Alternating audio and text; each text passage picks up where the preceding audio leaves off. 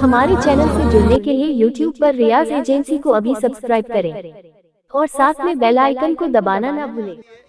11,000 में जो ताबीज बनाता हो, 51,000 डिमांड करके जो आता हो, उसके बाद में क्या कहते हैं, मौलाना साहब की बुराइयां लोग करते हैं कि देखिए मौलाना लोग बंद करके आते हैं, और यहाँ खुद ही कौम तैयार बैठी रहती है कि हमें चाहे जितना पैसा लग जाए, फला साहब आएंगे या फला ने सवाली जवाबी कव्वाली वाले आएंगे, चाहे 2 लाख रुपया लग जाए हम खर्च कर डालेंगे। औलाद तेरी जहालत के दलदल में धंसती चली जा रही है। उनको फिक्र नहीं है कि दीन क्या है, इस्लाम क्या है। तुम्हारे समाज में तबाहियां बर्बादियां चली आ रही हैं। तेरी बच्चियां ना जाने कहां कहां जाकर के बर्बाद हो रही हैं। नौजवान ना जाने कहां कहां आवारा फिर रहे हैं। तुम्हें फिक्र नहीं है अपने समाज की, तुम्हें फिक्र नहीं अपने मुआशरे की। तुम 2-3 लाख कव्वालियों में खर्च करके अपने कौम की दौलतों को बर्बाद करते हो। याद रखो, दुनिया में भी तुम्हें खसारा होगा, आखिरत में भी तुमसे इसके बारे में सवाल होगा।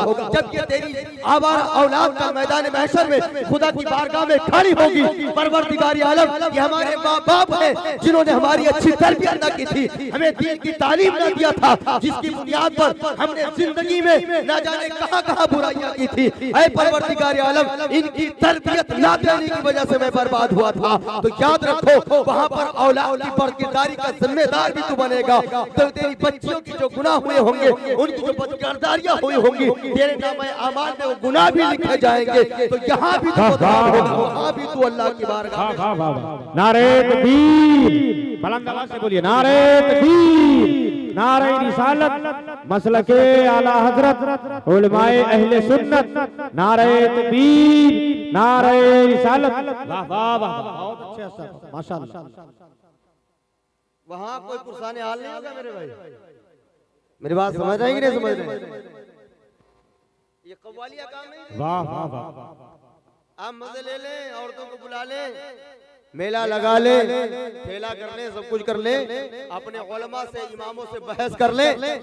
जबान अल्लाह ने दी है, जो चाहे बोल ले, मगर कल वहाँ ये जबान जब बंद कर दी जाएगी तो हाथ बोलेगा, पैर बोलेगा कि इमाम के खिलाफ ये उंगली उठी थी, इमाम के खिलाफ ये कदम बढ़ा था, इमाम के खिलाफ दिल में वसवसे पैदा हुए थे। वहाँ पर जवाब देने के लिए कोई नहीं आएगा। अगर रहमत आलम सल्लल्लाहु अलैहि वसल्लम ने अपने नायबीन की मुखालफत करने की वजह से जामे कौसर बढ़ाने के बजाय हाथ पीछे खींच लिया और पुलसरात पर गुजरते वक्त रब्बे सल्लिम उम्मती कहने के बजाय अपनी जुबान को बंद कर लिया, तो जहन्नम की तबाहियां होंगी। तुम जहन्नम के दलदल में धंसते चले जाओगे। रहमत आलम ने अगर वहां सहारा ना दिया, सहारा ना बना, तो कौन दे रहा साथ? कोई होगा? जरा सोचो, कोई नहीं होगा। मेरी बात समझ रहे हैं? मेरी बात समझ में आ रही है? समझ में आ रही है? इसलिए हमें जरूरत किस चीज की है? आज दुनिया सर्वे कर रही है कि मुसलमान की बच्चियां गैरों के साथ कहां कहां जा रही हैं। किस वजह से? कि बच्चियों को दीन की तालीम नहीं दी जा रही। नौजवान कहां कहां भागा फिर रहा है, तबाह बर्बाद हो रहा है। मेरी बात समझ रहे हैं? सरगर्दा है। वजह क्या है? वजह यह है कि हमने खुद ही इनको दीन से दूर रखा है। हम खुद ही इनको दीन की तालीम से दूर रखे हुए हैं। औरतें आज हमारी बच्चों की तरबियत से कोसों दूर हैं, गाफिल हैं। क्यों? क्योंकि उनके अंदर वो सलाहियत ही नहीं है कि बच्चों को क्या सिखाया जाए। तरबियत देने की वो सलाहियत ही मौजूद नहीं है। वरना इस्लाम ने तो ऐसी माएँ पैदा की हैं कि मैदान करबला में नन्हा सा 6 महीने का अली असगर भी जान देने के लिए तैयार है इस्लाम के लिए। आज माओं के दूध में वो ताकत और कुव्वत नहीं रहा, उनके खून पसीने में वो जज्बा नहीं रहा। तो नौजवान इस्लाम के लिए कुछ कर गुजरे। कुछ नहीं हो सकता है तो मस्जिदें आबाद कर ले, दीन की तालीम हासिल कर ले। आज कोई गर्दन मांगने के लिए तुम्हारे पास नहीं आ रहा है कि इस्लाम के लिए गर्दन कटा दो। तुमसे अगर कुछ मुतालबा हो रहा है तो सिर्फ मुतालबा ये हो रहा है कि अपने इस्लाम को अच्छे ढंग से पढ़ लो, अपने इस्लाम पर अमल कर लो। मेरी बात समझ रहे हैं प्यारे? इसलिए मैं ये कह रहा था कि अल्लाह का फरमान है कि सच्चों के साथ हो जाओ, सच्चों के साथ। भलाई है इसी में। अल्लाह के वलियों को जो फजीलत वो अहमियत है उलमा ने बयान किया, वो मुसल्लम है। और औलिया अल्लाह जहां पर दफन है वो मज़ारात भी काबिल एहतराम है।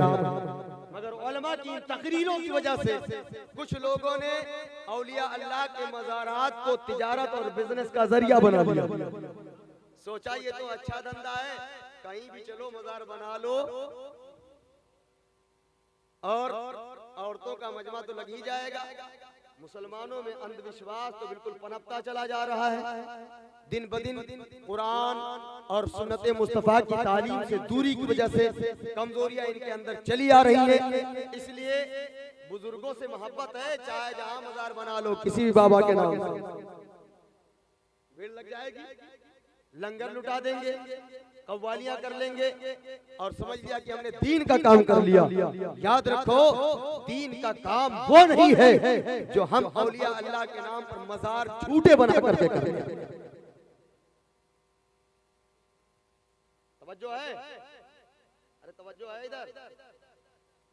हाँ, तो बहुत सारे लोग कह रहे थे कि आज हम पूछेंगे। एक तो हमारे समाज में मामला ये है कि ये बड़ी जल्दी मुकाबला करने के लिए आ जाते हैं। किससे? अपने इमाम साहब से, अपने मौलाना साहब से। क्या कहते हैं? मौलाना साहब से भरे मजमा में ऐसा सवाल करेंगे कि जवाब नहीं देंगे। कहीं कहीं बोलते हैं कि हमने तो इमाम साहब से पूछ लिया तो सर झुका लिया, एक चुप हजार से बोल नहीं पाए। मतलब इमाम साहब ना बोले तो समझ लो तुम जीत गए हो। खामोश रहना ये इस बात की दलील नहीं है कि इमाम साहब के पास जवाब नहीं है। जवाब इसलिए नहीं दिया जा रहा है क्योंकि कुरान में है वइदा खातबहुमुल जाहिलूना क़ालू सलामा। जब जाहिल लोग बिला वजह की बातें करें तो वहां पर खामोश रहना और सलाम करके चले जाना ही अक्लमंदी। वहां पर जवाब देना, जवाब आपने सवाल किया तो जवाब देने कोई जरूरी नहीं होता है हर सवाल का जवाब देना। बात समझ रहे कि नहीं समझ? हाँ, तो बहुत से लोग मुकाबला करने के लिए आ जाते हैं। चलो स्टेज पर सवाल करेंगे इमाम साहब से, मौलाना साहब से, मजमा में पूछेंगे। हमारे यहाँ फातिहा पढ़ने नहीं आए थे तो अब देखो ऐसी जगह जलील करेंगे कि बिल्कुल सर जो है शर्म से उठेगा नहीं। ये मुकाबला करने का जज्बा कहाँ से पैदा होगा? इमाम और मुक्तदी के दरमियान में ये जज्बा। अपनी बीवी से इस तरीके से कभी जज्बात में आकर के तो बात नहीं कर पाता। करता है क्या? घर में कभी बात करके देखो, डांट करके। मस्जिदों में आकर के इमाम साहब से जैसे बात करते हो वहां बात करके देखो, तो ससुराल में सारे लोग इतना बांध करके मारेंगे कि दिमाग ठिकाने लग जाएगा। फिर कभी बीवी से ऐसे झगड़ करके बात नहीं कर सकते। अरे मेरी बात समझ में आ रही है कि नहीं आ रही है? इसलिए अगर तुम सच्चे मुसलमान हो तो सच्चों का साथ दो। और मैं खुले लफ्ज़ों में जहां जाता हूं हर जगह मैं बताता हूं मेरे भाई, जो सही बात है आप उसको मानिए। मुझे मालूम था कि यहाँ पर आज का ये जलसा एक उर्स ही के सिलसिले में किया जा रहा है, मगर मैंने खुद ही कहा कि ये इसको उर्स न रखें। मेरा आने का मकसद यही था कि मैं वहीं चल करके लोगों को बताऊंगा कि हकीकत क्या है। मेरी बात समझ रहे कि नहीं समझ रहे? अब यहाँ ना आता तो बताता कैसे? याद रखो, अल्लाह तबारक व तआला बुराइयों से बचने की वजह से इंसान को बड़ी नेमतें अता फरमाता है। हरामकारी से आप कामयाब नहीं हो सकते। एक सहाबी नबी की बारगाह में आए और उनका काम ऐसा था जो शरीयत में नाजायज था। जो है शरीयत में नाजायज। कहा या रसूल अल्लाह मैं ये काम करता हूँ। आपने फरमाया कि ये काम तुम छोड़ दो, दूसरा काम करो, अल्लाह बरकतें अता फरमाएगा। नबी ने फरमाया और सहाबी ने वो हराम काम छोड़ दिया। अल्लाह ने बरकतें अता फरमाई, कामयाब रहे।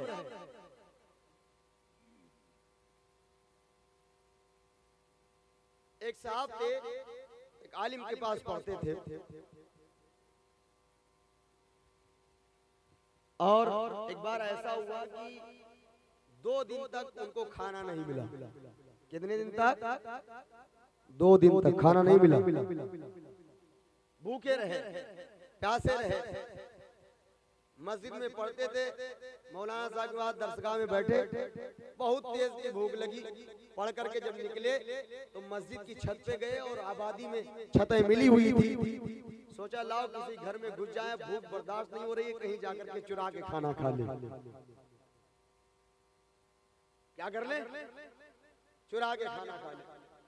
ये निकले बाहर, एक घर में गए, देखा कुछ औरतें बात कर रही हैं, मालूम है इसमें कोई है, निकल के बाहर निकले। दूसरे घर में पहुंचे, देखा वहां कोई नहीं है, इत्तेफाक ऐसा चूल्हे पर एक पतीली रखी हुई है और सब्जी पक रही है, बेहतरीन खुशबू आ रही थी, भूख से बिल्कुल निढाल थे। पहुंचे, पतीली खोला तो देखा बैगन की सब्जी पक रही है। आपने पतीली खोली, निकाला बैगन और मुंह में दबाया, काटा, और जैसे ही काटा फिर ख्याल हुआ कि इस घर में कोई नहीं है, कोई नहीं देख रहा है, मगर चोरी का माल खा रहा हूं, खुदा देख रहा है। चोरी का माल खा रहा हूं, खुदा देख रहा है। हालांकि भूख से तड़प रहे थे, आपने मुंह से बनने वाला फेंका, बैगन को पतीली में रखा, वापस वहां से पलटे, मस्जिद से फिर आए तो क्या देखा कि उस्ताद एक औरत से गुफ्तगू कर रहे हैं। जब मुझे देखा, बुलाया, कहा नौजवान इधर आओ, पूछा शादी करना चाहते हो? कहा हुजूर यहाँ खुद के खाने के लिए तो पास में पैसा नहीं है, एक निवाला खाने के लिए चोरी करने की जरूरत और मजबूरन चोरी करना पड़ रहा है, आप शादी की बात कर रहे हैं। 3 मरतबा आपने सवाल किया, शादी करोगे? नौजवान ने कहा कि मैं इसकी ताकत नहीं रखता। तो आपने फरमाया ये खातून आई हैं, इनके शौहर का इंतकाल हो गया है, शहर में एक बूढ़े चचा के अलावा इनका कोई सहारा नहीं है, घर दौलत सब कुछ इनके पास है, ये चाहती है कि कोई इनका सहारा बन जाए, कोई शौहर मिल जाए, इसलिए अब अगर तुम चाहते हो तो शादी कर दूं। नौजवान ने देखा कि जब सब कुछ है तो कहा कि हुजूर आपकी मर्जी है तो निकाह कर दीजिए। वहीं पर फौरन निकाह हुआ और निकाह होने के बाद में उस्ताद ने अपने ही पास से महर का पैसा अदा किया। फिर औरत से कहा कि ये तुम्हारा शौहर है, इसका हाथ पकड़ लो, अपने घर लेकर के जाओ। ये नौजवान अपनी बीवी के साथ घर आया, दरवाजा खोला तो देखा वही घर है जिसमें चोरी करने के लिए आया था। चूल्हे पर पतीली रखी हुई है, वही हांडी है। औरत ने कहा, नकाब पलटा, देखा बड़ी हसीनो जमील औरत है, घर भी मिला, वो पतीली जिसमें सब्जी पक रही थी, जिसे खाना चाह रहा था मगर हराम से बचने की वजह से छोड़ दिया था, उस हराम से बचने की बरकत ये हुई कि अल्लाह ने उस घर की दौलत और जो चीज खाना चाह रहा था वो भी अता फरमा दिया। और सबसे बड़ी बरकत ये मिली कि अल्लाह ताला ने उस घर वाले ही को उसके अख्तियार में दे दिया। घर वाली औरत खुद उसकी बीवी बन गई, सारी जायदाद उसकी हो गई, सारी दौलत उसकी हो गई। वजह क्या है? एक हराम काम से उसने अपने आप को बचाया, अल्लाह के हुक्म पर अमल किया, सच्चाई को इख्तियार किया, तो अल्लाह ताला ने उसकी जिंदगी में बरकत अता फरमाई। अब जरा सोचो, झूठे अगर कोई मजार बना करके चाहे कि हम बरकतें हासिल कर लेंगे, कमाई कर लेंगे, तो मैं सोचता हूँ कि ये दुनिया में चंद दिनों तक तो हो सकता है, मगर याद रखो नस्लें बर्बाद हो जाएंगी, खानदान तबाह बर्बाद हो जाएगा। झूठे मज़ारात की वजह से ना कोई फैज मिलेगा, ना कोई बरकत मिलेगी। कुछ दिनों के लिए दौलतें आ जाएंगी, शानदार बिल्डिंग होगी, उस घर में सुकून नहीं मिलेगा। अच्छा मकान होगा, उस मकान में खुदा की रहमतें नहीं होंगी। औलाद होगी मगर औलाद से कोई फायदा नहीं होगा, क्योंकि तुमने झूठों का साथ दिया है और झूठ का सहारा लिया। कोई फायदा नहीं मिल सकता है। और अगर आप बुजुर्गाने दीन से फैज लेना चाहते हैं, उनसे बरकतें लेना चाहते हैं, तो जो सही मानों में औलिया अल्लाह हैं उनके मज़ारात पर हाजिरी दीजिए, उनसे फैज लीजिए। घर बैठे आप उनके नाम से साले सलाम लीजिए, फैज मिलेगा। कोई जरूरी है कि हर घर में मजार हो या हर इलाके में मजार हो? अरे मेरी बात समझेंगे नहीं समझ रहे?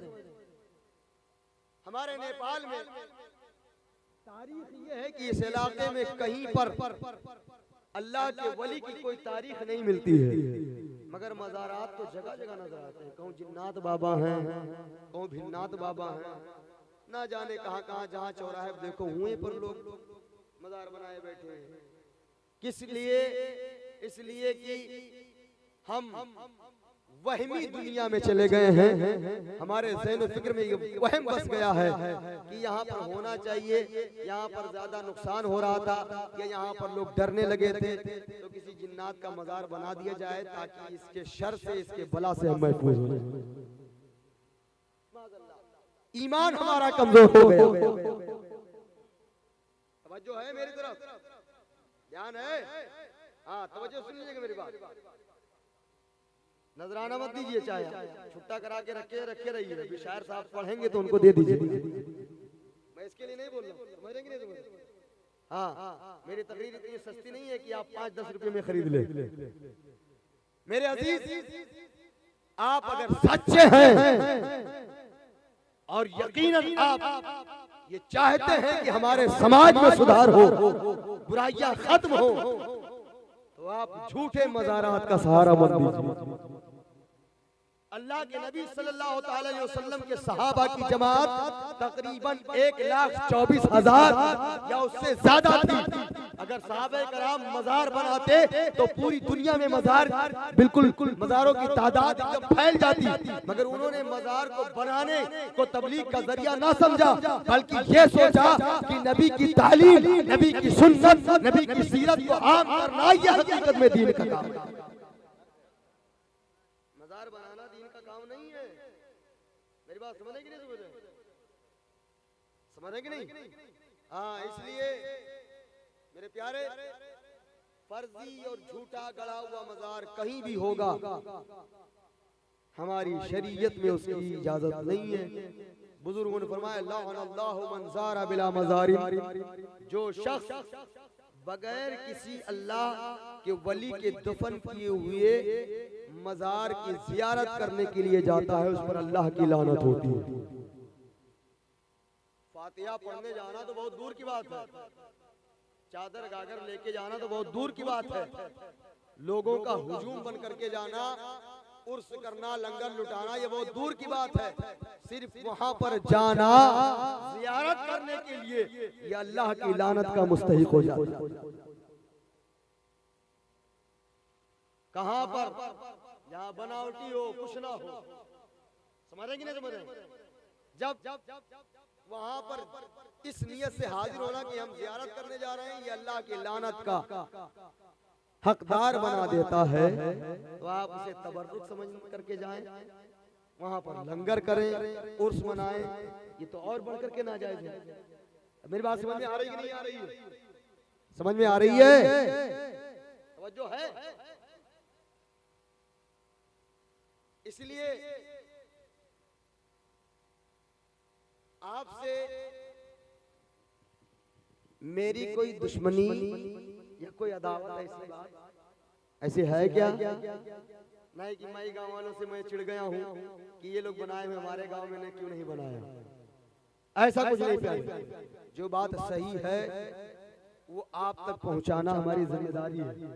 अब आपको मानना या मानना ये आपके इख्तियार में है। अगर आप मानेंगे तो कुरान में अल्लाह तबारक व तआला ने बंदों की रहनुमाई के लिए आयतें उतारी, फिर इरशाद फरमाया फमन शाअ फलयुमिन वमन शाअ फलयकफुर। ऐ लोगों सुनो, मेरे बंदो सुनो, तुम्हारे लिए हक और बातिल दोनों रास्ते बता दिए गए हैं। तो जो चाहे ईमान वाले रास्ते पर चले और जो चाहे वो गलत रास्ते पर चले। याद रखो, जो ईमान वाले रास्ते पर चलेगा वो कामयाब होगा और जो गलत रास्ते पर चलेगा वो खसारे में पड़ेगा।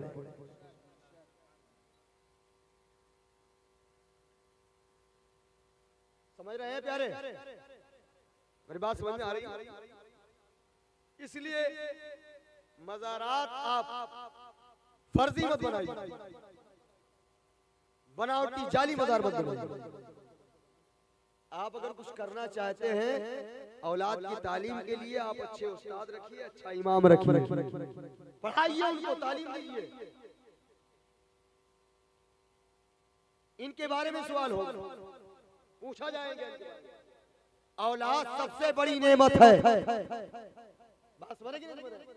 जानते हो अल्लाह का इरशाद है कौम बनी इस्राइल के बारे में, अल्लाह ने इरशाद फरमाया या बनी इस्राइल उज़कुरू निअमती अल्लती अनअमतु अलैकुम, ऐ बनी इस्राइल याद करो मेरी उस नेमत को जो मैंने तुमको अता फरमाया। और फरमाया वऔफी बि अहदी ऊफी बि अहदिकुम, ऐ लोगों सुनो मैंने जो तुम पर फर्ज किया है उसको तुम पूरा करो। जब तुम उसे पूरा करोगे तो मैंने जो अपने ज़म्मे करम पर ले लिया है तुम्हारे बारे में मैं उसे पूरा करूंगा। याद रखो अगर तुम खुदा के सच्चे फरमाबरदार बंदे हो कभी भूखे नहीं रह सकते हो, कभी मोहताज नहीं हो सकते हो, अगर ईमानदारी के साथ काम करते हो, मुफलिसी नहीं। हजरत जुन्नून मिस्री रहमतुल्लाह अलैह बयान करते हैं अल्लाह की नेमत देखिए, तवज्जो है अल्लाह की नेमत। औलाद अल्लाह की नेमत है, औलाद अल्लाह की नेमत है। नेमत है तो नेमत का एहतराम भी होना चाहिए कि नहीं होना चाहिए? अरे होना चाहिए कि नहीं होना चाहिए? होना चाहिए कि नहीं? अरे पैसा अल्लाह की नेमत है कि नहीं है? मैंने अभी एक जगह बताया लोगों को, पैसा अल्लाह की नेमत है। 1 लाख रुपया आपके पास है तो 1 लाख रुपया आप कहाँ रखेंगे? कहाँ रखेंगे? जेब में ना, तिजोरी में, बैंक में, जहां सबसे ज्यादा महफूज रहे वहां रखेंगे ना 1 लाख रुपया। कि उसको रबर रस्सी में बांध करके रोड पे घुमाते हुए चलेंगे? अगर घुमाते हुए चलेंगे तो क्या होगा? क्या होगा? लोग छीन ले जाएंगे, लूटने वाले लूट ले जाएंगे।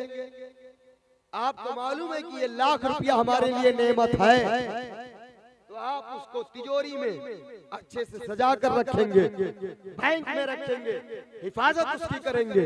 क्यों? क्योंकि इसका मकाम मर्तबा यही है कि इसे बचाया जाए, इसे हम बचाएंगे तो ये हमारे काम आएगा। यही ख्याल होता है ना। औलाद भी अल्लाह की नेमत है। जब ये नेमत है, बच्चियां अल्लाह की तरफ से दी गई तेरे लिए नेमत, हदीस में तो इनको रहमत कहा गया। तेरे बच्चे अल्लाह की तरफ से अता किए गए नेमत है। तो ये नेमत भी जरूरी है कि इनका मकाम मर्तबा पहचाना जाए। इनका मकाम क्या है? रोडों पर घूमना, कोरेक्स पी करके, टेबलेट खा करके आवारा गर्दी करना, ये इनका मकाम मर्तबा नहीं है।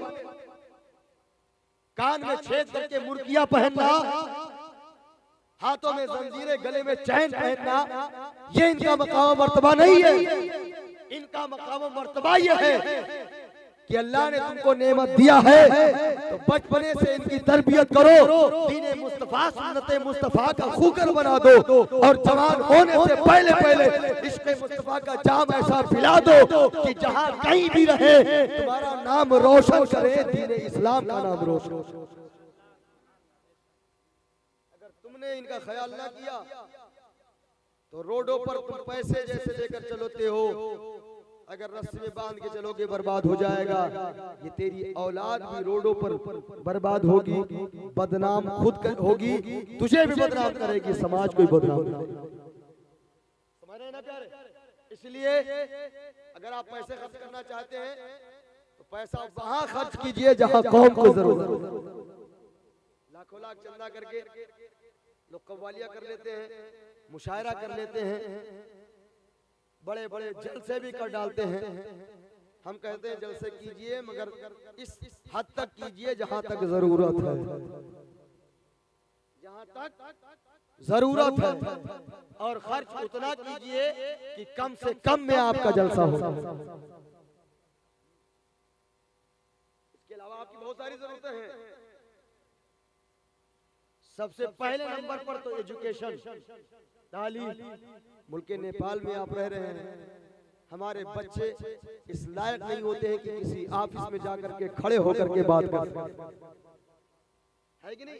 समाज में लड़ाई करने के लिए तो जबानें बहुत चलती हैं, पड़ोसी से झगड़ा करना हो, मारपीट करना हो तो इसमें तो एक नंबर पर, मगर कहीं अपना हक मांगना हो, कहीं गवर्नमेंट के सामने कोई अपनी बात पेश करनी हो तो हमारा नौजवान गूंगा नजर आता है कि नहीं मेरे प्यारे। वजह यह है कि हमने इनको बचपने से तरबियत ना दिया है, इनको सही तालीम नहीं। सिर्फ हमने ये बताया कि मज़ारात के चक्कर लगाओ, औरतें झूमने के लिए यहाँ पर मौजूद होती हैं, बाल खोल करके बहुत सारी औरतें मज़ारात के चक्कर लगाने के लिए, तवाफ करने के लिए, घरों में उनकी मन्नतें पूरी नहीं होती हैं तो मुरादें पूरी करने के लिए यहाँ आ जाती हैं।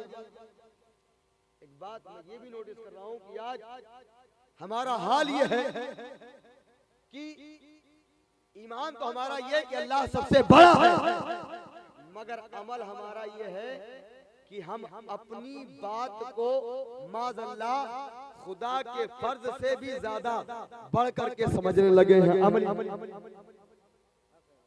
कैसे तवज्जो है? अल्लाह की तरफ से 5 वक्त की नमाजें फर्ज हैं आप पर कि नहीं है? है ना, फर्ज है ना, फर्ज है। क्या है भैया, मैं एक बार बहुत ज्यादा परेशान करे, आवाज हमारी अभी तक तो ठीक बोल रहा था।